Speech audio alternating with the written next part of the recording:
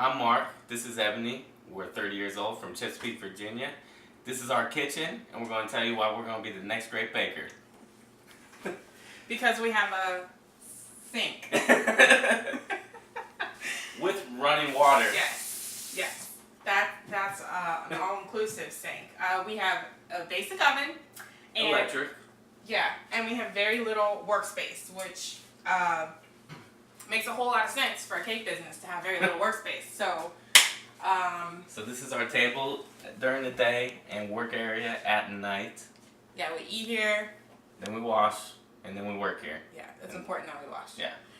And then we work here. We have a little rolling cart of all of our... This is normally a baker's rack, but since we don't have the ovens to support it, we don't have the room in the kitchen, this is where we supply all our rollers, coloring, tools, all the stuff we need to get our job done in one little area.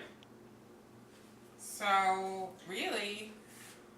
That's why we're going to be great on the Next Great Baker, because we already work in tight space, so the more space we get, the easier things will come for us.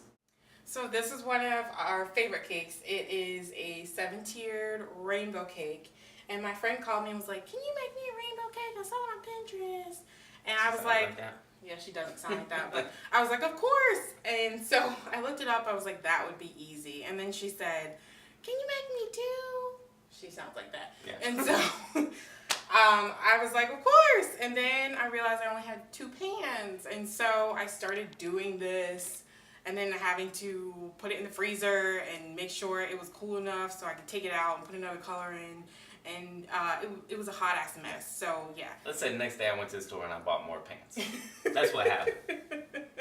Then we got this GABA cake. This is a good example of what happens. This is a good order. So this is GABA cake. It's made of styrofoam. We make all our kids' cakes out of styrofoam so they could keep it. So let's just go down the order of what happens when you start doing cakes at 1 in the morning.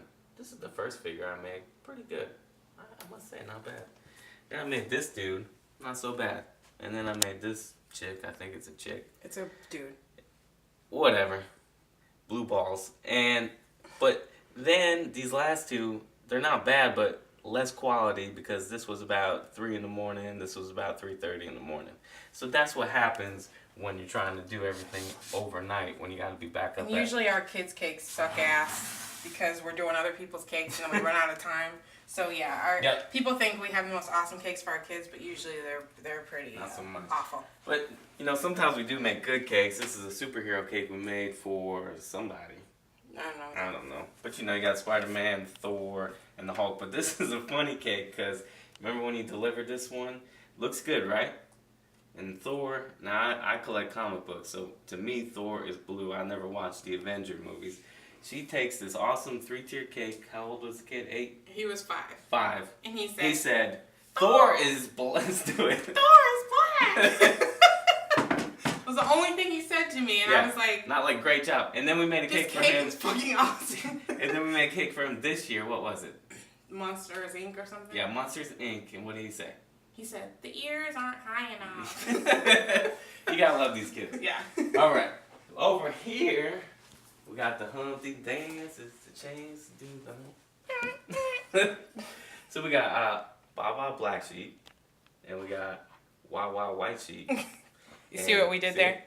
Well, maybe like that. There we go. Anyways, and they make biracial kids. And cows. What we had to do is we had to do a 5-tiered, 50 inches tall, 48 inches wide nursery rhyme cake for the world's largest baby shower expo. Mm-hmm. Which turned out to be a fraud, by the way. But let's talk about Humpty real quick because I really like Humpty. It's one of my favorite fondant pieces I've ever made. The size alone and the details are simple but perfect. If you didn't do the details, it wouldn't look as good. So he was at the bottom tier, and you'll see the pictures. Yeah, he was sitting on the brick wall. But here's what's funny. It was the most ghetto expo I've ever been to. And guess how many I've ever done? 1. So, but we got there to set up this 5-foot cake, and we knock on the doors, and nobody's there. And the lady's like, "I'm right around the corner." Everybody in the story sounds like this. Here we are with the big cake. We're knocking on the door. The security guys aren't anywhere to be found. Anyways, we finally get inside. Rosie Pope is there, and she's doing her thing. And we're all excited for this big day. they said thousands of tickets were sold, and we saw about 100 people. Yeah, maybe 99. So we were supposed to go to Atlanta to meet them there, and then like a whole bunch of checks bounced, and so luckily we never made the trip because it was a big scam. So, but we did get Humpy out the deal, so I'm happy with that. We took all our shit back, by the way. Yeah, exactly.